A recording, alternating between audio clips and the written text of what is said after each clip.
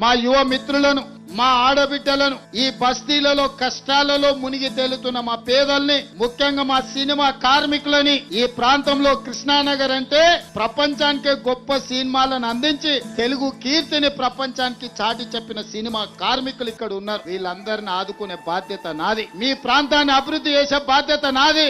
ఇంకా 3 ఏళ్లు కాదు, ఆ తర్వాత 5 ఏళ్లు, మొత్తం 8 ఏళ్లు తెలంగాణ రాష్ట్రంలో కాంగ్రెస్ పార్టీ అధికారంలో ఉంటుంది. మీ సమస్యల్ని పరిష్కరిస్తుంది, మీకు అండగా తోడుగా ఉంటుంది.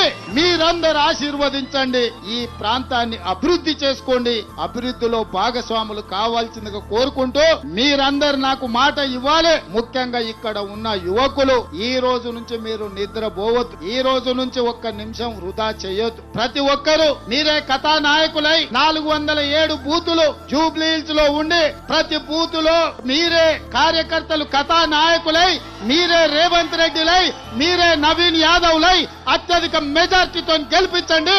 మళ్ళీ గెలిచిన తర్వాత ఇక్కడనే విజయోత్సవ సభ నిర్వహించుకుందాం, మీ సమస్యల్ని తెలుసుకుందాం, మీ సమస్యల్ని పరిష్కరించుకుందామని తెలియజేస్తూ వీడికి వచ్చిన సోదరులందరూ గట్టిగా అంటే ఫామ్ హౌస్ లో వండుకున్న వాళ్ళ గుండెలు అదరాలి, ఉలిక్కి పడి నిద్ర లేవాలి, రాత్రికి కలలో కూడా మీరే గుర్తు రావాలి.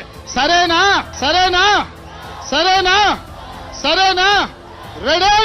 జై కాంగ్రెస్, జై జై కాంగ్రెస్. హస్తం గుర్తుకే, హస్తం గుర్తుకే.